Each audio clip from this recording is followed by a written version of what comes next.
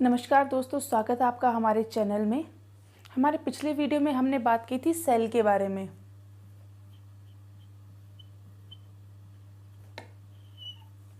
हम इसके पार्ट्स को डिस्कस कर रहे थे। हमने सेल के पार्ट्स देखे थे दोस्तों, जिसमें फर्स्ट था मेम्ब्रेन और दूसरा था जीव द्रव्य। जीव द्रव्य में कोशिका द्रव्य आती है और कोशिकांग आता है, एक आता है केंद्रक। मेम्ब्रेन में हम पढ़ चुके हैं पहले, जिनसे हम बोलते हैं सेल वॉल, और दूसरी हमने पढ़ी थी सेल मेम्ब्रेन या प्लाज्मा मेम्ब्रेन।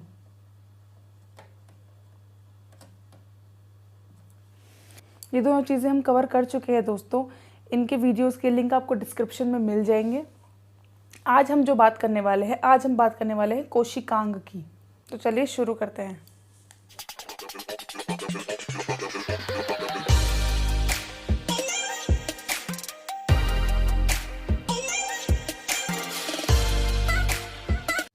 दोस्तों, आज हम जिस सेल ऑर्गन की बात करने वाले हैं उसका नाम है माइटोकॉन्ड्रिया।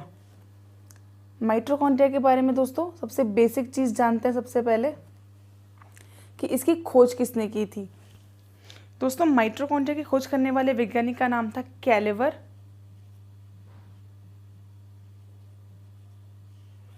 व अल्टमान।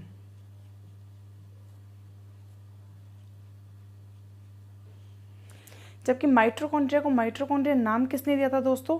वो दिया था कार्ल बेंडा ने।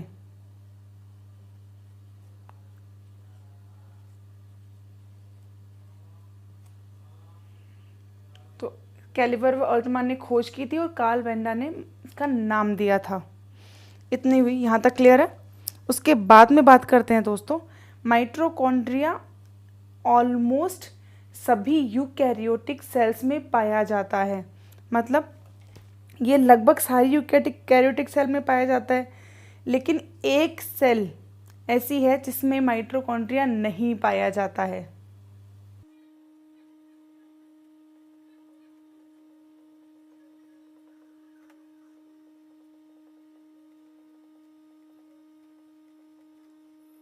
ये लगभग सभी यूकैरियोटिक सेल में पाया जाता है। एक सेल ऐसी है जिसमें माइटोकॉन्ड्रिया नहीं पाया जाता है। इसका जवाब मैं आपको वीडियो के एंड में दूंगी, तब तक हमारे साथ बने रहिए आप। ये तो हुई सभी यूकैरियोटिक सेल की बात। अगर हम ह्यूमन बॉडी की बात करें कि ह्यूमन बॉडी में माइटोकॉन्ड्रिया कौन कौन से सेल में पाया जाता है, तो दोस्तों आरबीसी ये ऐसी सेल है ह्यूमन बॉडी में जिसमें माइटोकॉन्ड्रिया नहीं पाया जाता है। इनफैक्ट आरबीसी में माइटोकॉन्ड्रिया ही नहीं, न्यूक्लियस और जो अदर सेल ऑर्गन है वो भी नहीं पाए जाते हैं। अब ये क्यों नहीं पाए जाते हैं आरबीसी में, इसका जवाब भी मैं आपको वीडियो के एंड में दूंगी। अब देखिए दोस्तों, बात करते हैं माइटोकॉन्ड्रिया होता क्या है। दोस्तों, माइटोकॉन्ड्रिया एक डबल मेम्ब्रेनस स्ट्रक्चर होता है। ये ऐसे बना रही हूँ, डबल मेम्ब्रेनस स्ट्रक्चर होता है। दोहरी झिल्ली के आवरण वाली एक संरचना होती है जो काम क्या करती है दोस्तों? एनर्जी प्रोड्यूस करती है। ये एनर्जी प्रोड्यूस करती है। अब ये एनर्जी किस फॉर्म में प्रोड्यूस करती है दोस्तों? ये एनर्जी प्रोड्यूस करती है एटीपी की फॉर्म में। और इस एटीपी की को बोलते क्या है? इसको बोलते हैं एडिनोसिन ट्राइफॉस्फेट।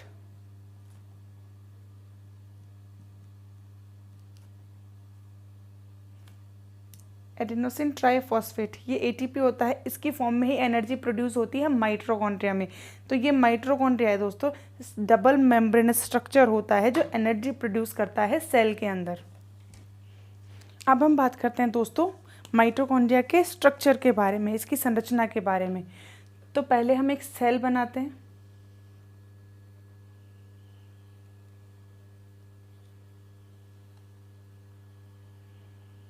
ये सेल है दोस्तों, इसके अंदर कई सारे सेल ऑर्गन प्रेजेंट होते हैं। हम माइटोकॉन्ड्रिया बनाते हैं एक बड़ा।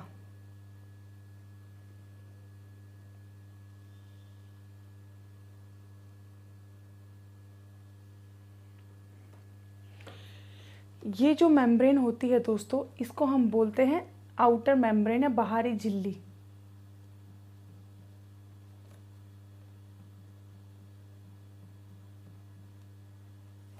इसके अंदर एक और मेम्ब्रेन होती है दोस्तों, मैंने आपको पहले बताया था ये डबल मेम्ब्रेनस स्ट्रक्चर होता है। ये कुछ इस तरह से होती है।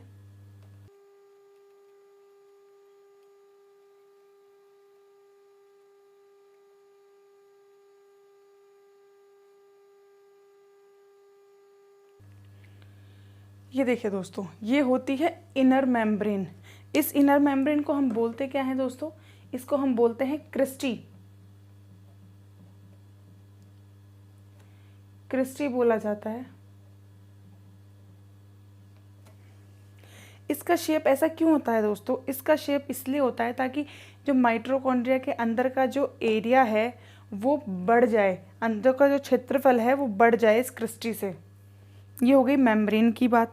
अब इसके साइज़ के बारे में बात करते हैं दोस्तों। माइटोकॉन्ड्रिया का जो साइज़ होता है वो होता है 0.5 से 1 माइक्रोमीटर तक। ये माइटोकॉन्ड्रिया का साइज़ है। अब देखते हैं, ये जो खाली जगह दिख रही है ना दोस्तों आपको, इस खाली जगह को बोलते हैं मैट्रिक्स।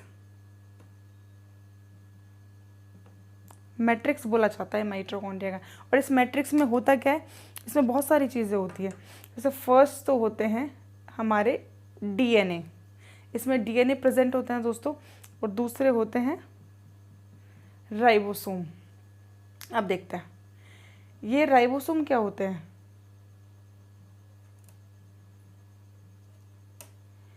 राइबोसोम की अगर हम बात करें तो इसमें 70S टाइप के राइबोसोम पाए जाते हैं। और राइबोसोम क्या करते हैं दोस्तों? राइबोसोम करते हैं प्रोटीन का सिंथेसिस। मतलब माइटोकॉन्ड्रिया के पास खुद के राइबोसोम हैं, तो माइटोकॉन्ड्रिया खुद का प्रोटीन बना सकता है। क्लियर? अब बात करते हैं डीएनए की। तो माइटोकॉन्ड्रिया में जो डीएनए पाया जाता है दोस्तों, वो पाया जाता है सर्कुलर डबल स्ट्रैंडेड डीएनए, जिसे हम वृत्ताकार द्विरज्जुकी डीएनए भी कहते हैं।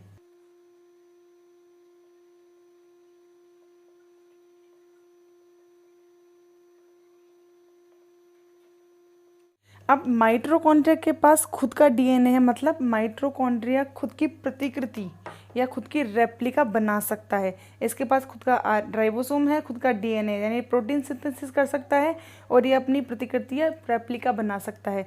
यहाँ तक क्लियर है दोस्तों? आगे चलते हैं। ये जो क्रिस्टी हम देखते हैं दोस्तों, इस क्रिस्टी में कुछ पार्टिकल्स पाए जाते हैं जिन्हें F0 और F1 पार्टिकल बोलते हैं। ये यहाँ भी पाए जाते हैं F0 F1 पार्टिकल, ये कंप्लीट क्रिस्टी में पाए जाते हैं। यहाँ पे भी 1 F0 पार्टिकल, पूरी क्रिस्टी में ये पार्टिकल्स पाए जाते हैं। अब इन पार्टिकल्स को बोलते क्या हैं दोस्तों? इन पार्टिकल्स को बोला जाता है ऑक्सीसोम।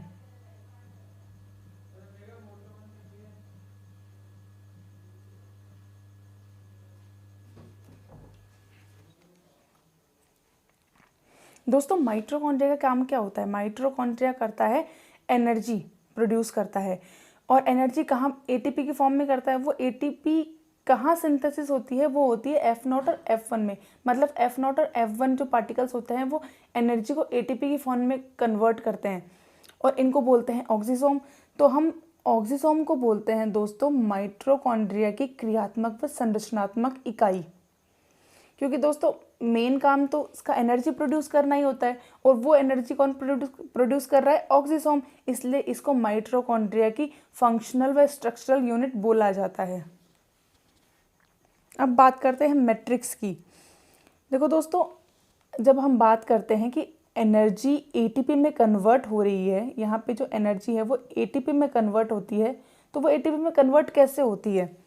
देखिए, यहाँ से हम श्वसन की क्रिया होती है हमारे, तो ऑक्सीजन आता है, हमारे ब्लड से ग्लूकोज आता है। ये ग्लूकोज और ऑक्सीजन कंबाइंड होकर यहाँ पे रिएक्शंस होती है कुछ साइटोप्लाज्म में, और जब ये अंदर जाता है माइटोकॉन्ड्रिया के, तो इसके मैट्रिक्स में भी कुछ रिएक्शंस होती है। उस रिएक्शंस के बाद में F0 और F1 पार्टिकल के द्वारा, ऑक्सीसोम के द्वारा एनर्जी को एटीपी में कन्वर्ट किया जाता है। एक लंबा प्रोसेस होता है, इसको रेस्पिरेशन सिस्टम में हम आराम से पढ़ेंगे।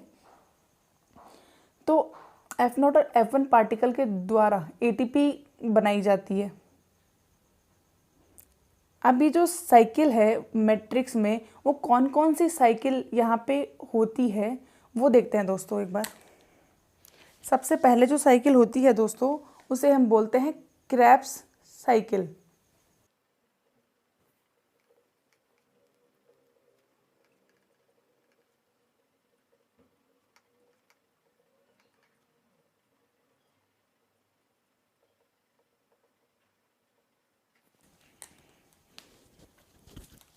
दोस्तों ये 3 साइकिल होती है वो मैट्रिक्स में होती है। ये जो तीनों साइकिल जो होती है वो मैट्रिक्स में कंप्लीट होती है। क्रेब्स चक्र, लिंक रिएक्शन और वसीय अम्लों का बीटा ऑक्सीकरण। एक साइकिल और होती है दोस्तों यहाँ पे,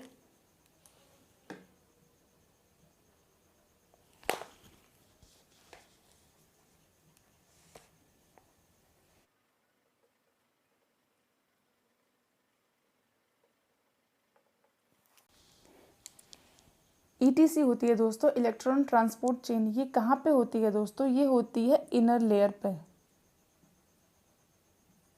या इनर मेम्ब्रेन पे। ये होती है क्रिस्टी में, F0 और F1 में, यहीं पे होती है ये। यहाँ तक क्लियर है? आगे चलते हैं। यहाँ तक बात की हमने दोस्तों मैट्रिक्स के बारे में। अब हम DNA को देखते हैं। इस DNA के कुछ इंटरेस्टिंग फैक्ट्स हैं, वो मैं आपको बताती हूँ।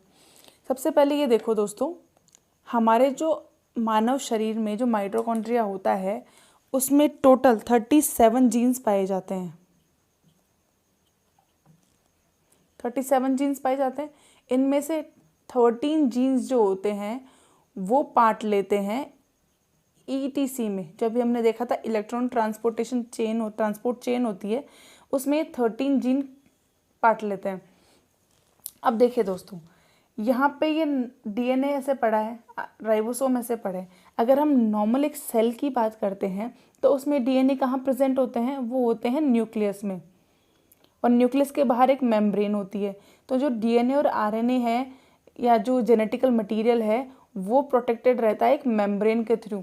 लेकिन जो माइटोकॉन्ड्रिया में DNA है उस पर ऊपर कोई मेम्ब्रेन नहीं होती है, तो यहाँ पे कोई प्रोटेक्शन नहीं होता है। तो दोस्तों बहुत सारी चीज़ें होती है मैट्रिक्स में। तो यहाँ पर माइटोकॉन्ड्रिया में म्यूटेशन या परिवर्तन के चांसेस बढ़ जाते हैं, क्योंकि दोस्तों 37 जीन्स है, इनमें डैमेज रिपेयर मैकेनिज्म नहीं पाया जाता है।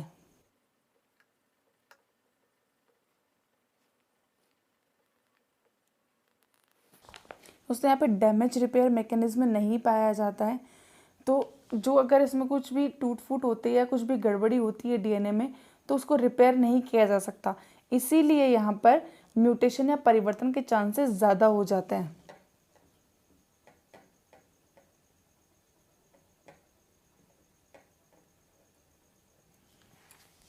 यहाँ तक क्लियर है दोस्तों? हमने DNA के बारे में एक इम्पॉर्टेंट बात देखी है। अगर आपको लगे कि आपको कुछ इंटरेस्टिंग या नया जानने को मिल रहा है तो हमारे चैनल को सब्सक्राइब ज़रूर करें, लाइक शेयर ज़रूर करें।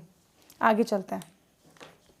जब भी कोई बच्चा पैदा होता है दोस्तों, तो वो भ्रूण या जाइगोट माँ के पेट में होता है। और ये बनता कैसे है दोस्तों? फादर के एग से और मदर के ओवम से। फादर का जो एग होता है, मदर का जो ओवम होता है, उसमें से जाइगोट बनता है। लेकिन दोस्तों ध्यान से देखिए, जो फादर का जो एग है वो जाइगोट में उस एग का साइटोप्लाज्म बहुत कम जा पाता है, जबकि मदर का जो ओवम है उसका जो साइटोप्लाज्म है, कोशिका द्रव्य है, वो ज़्यादा जाता है।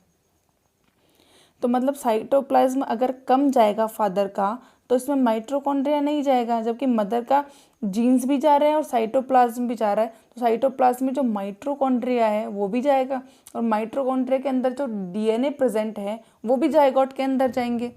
तो यहाँ से तो सिर्फ जीन्स ही जा रहे हैं जो जेनेटिकली इसके पास है, फादर के पास माइटोकॉन्ड्रिया के जीन्स नहीं जा रहे हैं, जबकि मदर के जीन्स और माइटोकॉन्ड्रिया जीन्स जाइगोट में चले जाते हैं, जिससे बच्चों में मैटरनल इफेक्ट या माँ के जो लक्षण है वो ज़्यादा आते हैं, और इसे हम बोलते हैं दोस्तों एक्स्ट्रा क्रोमोसोमल इनहेरिटेंस।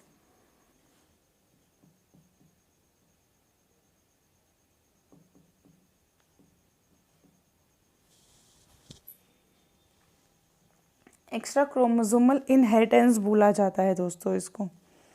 इसके बाद में बात करते हैं दोस्तों, अगर माइटोकॉन्ड्रिया की अगर हम बात करें कि वो क्या काम करता है, तो एक काम और करता है दोस्तों, हमारे बॉडी में कैल्शियम आयंस प्रेजेंट होते हैं, उन कैल्शियम आयंस को मेंटेन रखने में भी माइटोकॉन्ड्रिया काफ़ी हेल्प करता है। और अगर हम लिवर की बात करें तो जो लिवर में जो माइटोकॉन्ड्रिया प्रेजेंट होते हैं ना दोस्तों, उनमें कुछ ऐसे एंजाइम होते हैं जो लिवर में जो अमोनिया प्रेजेंट होती है ना, उसको डिटॉक्सिफाई कर देते हैं। इन माइटोकॉन्ड्रिया में जो एंजाइम प्रेजेंट होते हैं ना, वो लिवर की जो सेल्स होती है उसमें माइटोकॉन्ड्रिया में अमोनिया को डिटॉक्सिफाई कर देते हैं। तो ये था दोस्तों हमारा आज का माइटोकॉन्ड्रिया टॉपिक। आप हमें कमेंट सेक्शन में ज़रूर बताएं कि आपको ये टॉपिक कैसा लगा। अब मैं आपको बताऊंगी उन चीज़ों के आंसर जो मैंने आपको पहले बोला था कि मैं वीडियो के एंड में आपको बताऊंगी। तो चलिए उसे देखते हैं।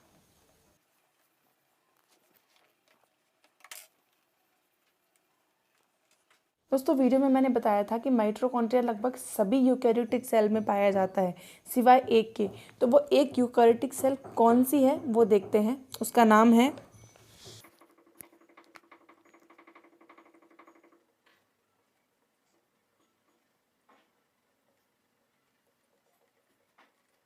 ये होती है दोस्तों ऑक्सीमोन मोनोसरकोमोनाइज स्पीशीज़। अब बात करते हैं दूसरी चीज़ की। मैंने आपको बताया था दोस्तों कि आरबीसी में माइटोकॉन्ड्रिया नहीं पाया जाता है। अब ये माइटोकॉन्ड्रिया क्यों नहीं पाया जाता है दोस्तों? आरबीसी का मेन काम क्या होता है दोस्तों? ये O2 का ट्रांसपोर्ट करती है और ऑर्गन्स को सप्लाई करती है। अगर आरबीसी में माइटोकॉन्ड्रिया होगा तो ये माइटोकॉन्ड्रिया ऑक्सीजन का यूज़ करके इसे एनर्जी में कन्वर्ट कर देगा एटीपी की फॉर्म में। अब ये जो आरबीसी जो ऑक्सीजन लेके जा रही है वो तो माइटोकॉन्ड्रिया ने यूज़ कर लिया, तो आरबीसी ऑर्गन्स को क्या देगी?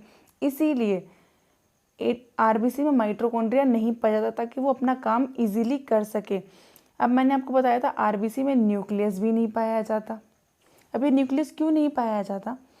आरबीसी दोस्तों आपको पता है बोन मैरो में बनती है और 128 डेज के बाद में ये ख़त्म हो जाती है। न्यूक्लियस का काम क्या होता है दोस्तों? इसमें जेनेटिक मटेरियल पाया जाता है और जेनेटिक मटेरियल क्या करता है? सेल डिवीजन में हेल्प करता है।